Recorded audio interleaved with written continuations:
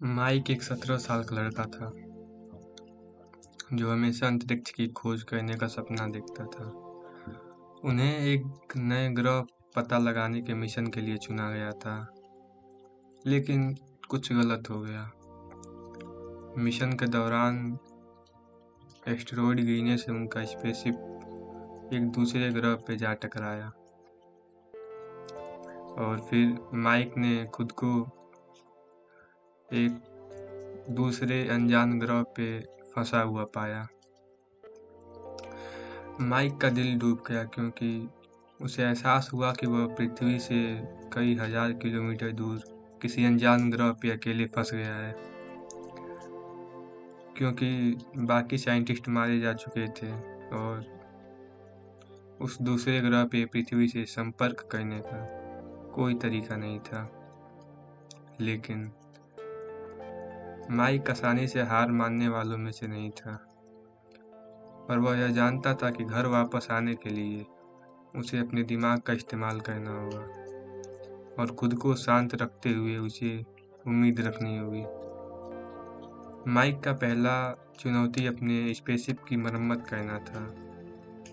उसने मलबे के अंदर से खोज के कुछ उपकरण और स्पेयर पार्ट्स पाए और उसने अपने मैकेनिकल इंजीनियरिंग के ज्ञान के साथ वह क्षतिग्रस्त भागों को ठीक करने और स्पेसशिप को फिर से चालू करने में सक्षम रहा।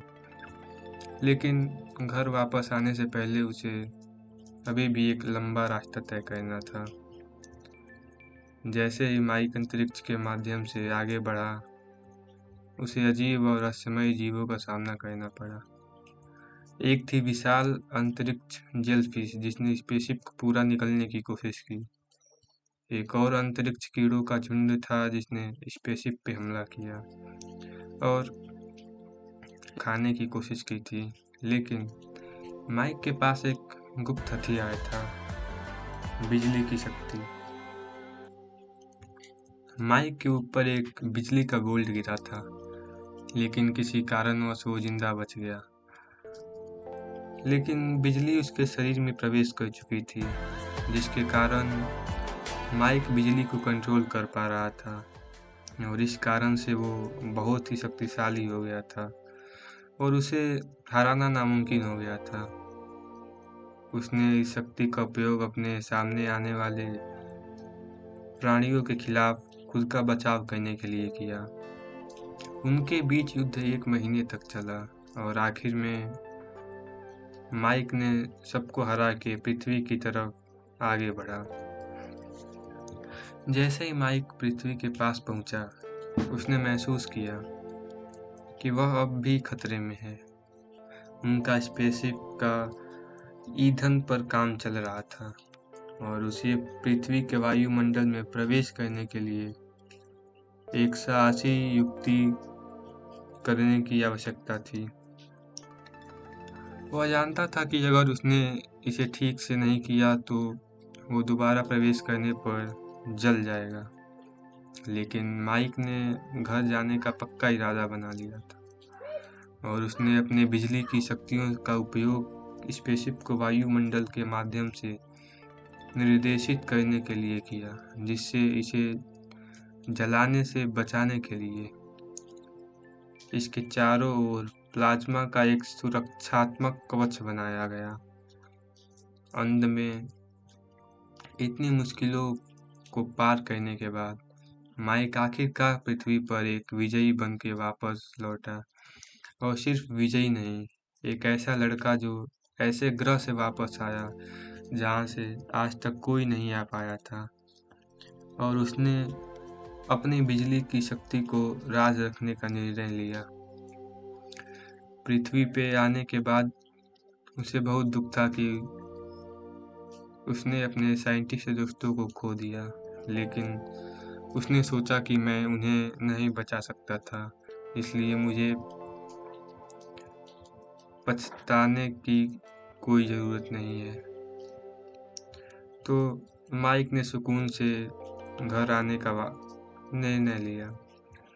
जैसे ही मलिक ने आकाश की ओर देखा, वह जानता था कि वह अंतरिक्ष के माध्यम से अपनी यात्रा को हमेशा याद रखेगा और वह जानता था कि वह बिजली की शक्ति के लिए हमेशा आभारी रहेगा, जिसने उसे निश्चित कयामत से बचाया था। 1 महीने बाद अचानक से माइक पे हमला होता है, लेकिन माइक को कोई आइडिया नहीं रहता है कि ऐसा क्यों हो रहा है।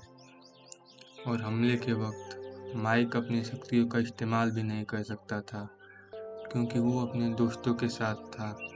फिर एक अजीब सा दिखने वाला इंसान माइक को बेहोश करके वहाँ से दूसरी जगह ले जाता है।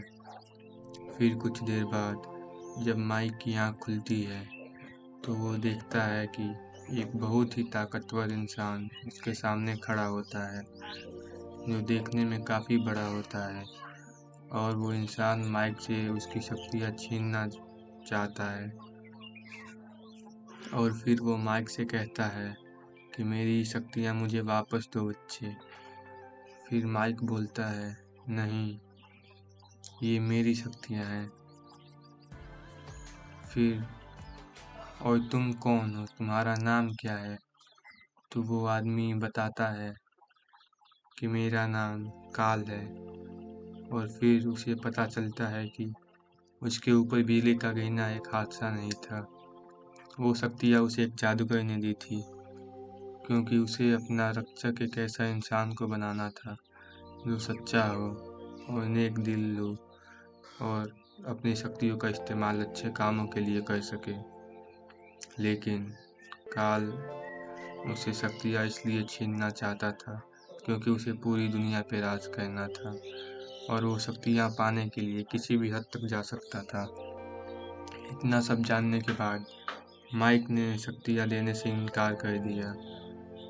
काल इसके बाद बहुत गुस्सा आया और उनके बीच एक बहुत बड़ा युद्ध छिड़ गया और यह युद्ध 2 महीनों तक लगातार चला, जिसमें माइक ने काल की सारी शक्तियाँ छीन ली और उसे एक आम इंसान बना दिया और पूरी याददाश्त भी मिटा दी। और इस वजह से काल एक आम जिंदगी जीने लगा और फिर आखिर में माइक खुशी खुशी अपने घर चला जाता है। और यहीं पे हमारी कहानी ख़त्म होती है।